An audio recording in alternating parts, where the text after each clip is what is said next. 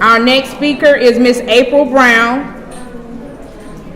She's going to speak with you about osteoporosis. Ms. Brown have a Bachelor's of Science she received from Alabama Agriculture and Mechanical University. I also have Associates of Science in Physical Therapy, which she received from South University in Montgomery.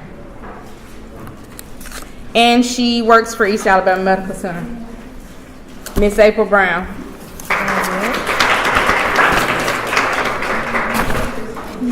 Good morning.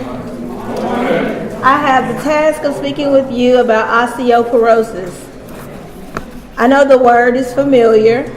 Osteoporosis is a condition that causes your bones to become brittle and weak. There are more than 3 million cases each year in the United States alone. The picture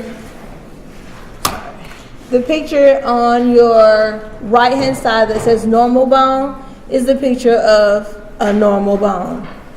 It just shows on the left side a bone that has been attacked by osteoporosis.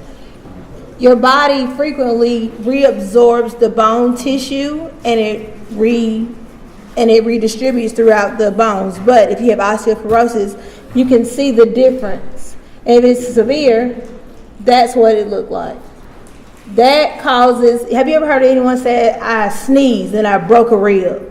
Or I coughed and I popped something in my back? That's what it looks like at the most severe level. Osteoporosis is diagnosed by x-rays and lab tests. Most people have no idea that they even have it until they find out that they have a fracture. The pictures here are some commonly affected areas: the wrist, the vertebrae in your back, and hips. If there's anyone here within these age ranges, I would like for you to stand. Anyone in these age ranges, I would like for you to stand. Anybody 0 to 2? Anybody 3 to 6? Anybody 7 to 14? 15 to 20? 21 to 40? 40 to 60? 60 plus? Male or female? So that lets you know that this can affect everyone in our population despite age or gender. Osteoporosis can last for years or it can last for a lifetime. If it lasts for a lifetime, that's categorized as chronic, which means that one may have to endure this pain every day of their lives. Some of the symptoms, if you have them, will be just pain in your back or the affected area, wrist or hip. And most people, as you can see on the picture on the left, you start out at a normal height, but they go to the doctor and say, I was 5'6", but when I went back, they say I'm 5'3". What happened? You lose that bone mass, which leads to the picture on the far right, and it shows we call it humpback in layman's term, but kyphosis of the back, which shortens the height of the body. So what are some of the treatments?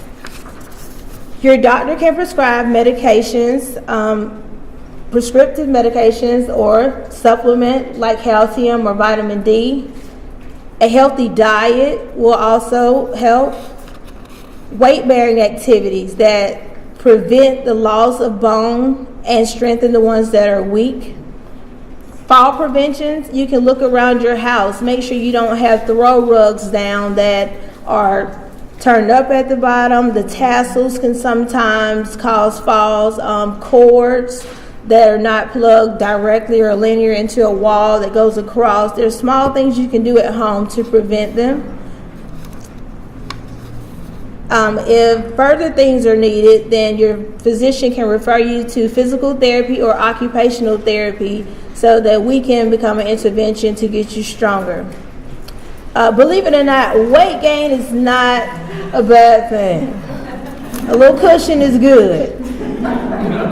But the S on the bottom everybody, for every disease process, just encourage you to stop smoking and limit your alcohol intake.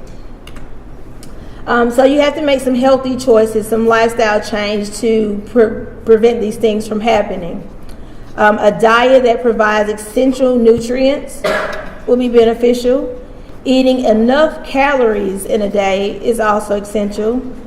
And if you could avoid sugars, carbohydrates, and fatty foods. That's my Popeyes. But there are sources of calcium here in your everyday life that you can just start implementing. The milk, the cheddar, the Swiss, the yogurt, tofu, broccoli, salmon, sardines, for those who are lacking in those areas. And here is where I guess I do most of my intervention is with weight-bearing activities at East Alabama Medical Center. So I would like for you all to go through with me. I'm going to demonstrate, and if we could just do each of them twice. These are weight-bearing activities, which allows your body to put weight through your extremities, and that causes your bones to remodel. Weight on your bones causes your bones to remodel and strengthen. Is everybody ready? Okay, the first one. We'll go with the one on the top right. If we could stand, you spread your feet apart, cross your arms, and we'll go down 1, 2, one more for the row, 3. Okay, while we're standing, I don't know if anybody want to do this, but you can turn your chair to the side. These are things that you can do at home. You'll hold on and you take your right leg, you're kicking out to the side and back in. This will also challenge your balance a little bit. We can switch to your left leg. We're kicking out, back in, out, and back in. While we're standing, we're going to go ahead and we'll do the one on the left bottom toe stand. This is where you hold on to your chair and go up on your toes and down. Up on your toes and down. The other exercises, one is standing, you would have dumbbells, or until you can manage the weight of your own arms, you don't add weight. So we'll just go up and down, up and down. Okay, you can be seated and then we can do the others.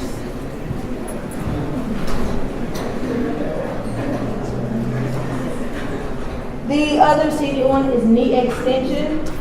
Well, do your right leg, you just kick out and back in, out and back in. And we'll switch to your left, and if that's too easy, you can always add weights. Up and down, up and down. Another one is the bent forward lie. So you sit in your chair, you lean forward, you would have your dumbbell weights, and you can curl under here, and you can also do it in a straight plane where you go up and down, up and down. So that is what we consider weight-bearing activities. You also have exercising and stretching. Yes, struggle for me. They encourage heart healthy exercises that will increase your heart rate 20 to 30 minutes for 5 days a week. That's what's recommended. If you have already sustained the injury, then that doesn't mean that you are out. You just need to do exercises that protect the joint or the muscle that has been injured so that the function will be there when it's recovered, but don't neglect the rest of your body. Are there any questions?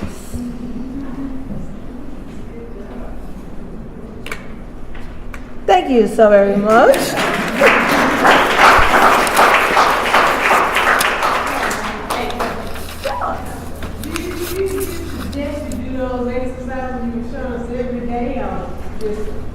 I I suggest that you do it because there are things that you do in your daily activity and you really don't even realize it. Like getting up out of your chair. That's pushing up. Reaching up in the pantry for the food that you'll cook. That's coming down. Running after your grandbabies. Reaching out. So there are activities that you don't think that you're doing. You're already doing them. It's just that if you can increase the frequency that you do them. You're welcome.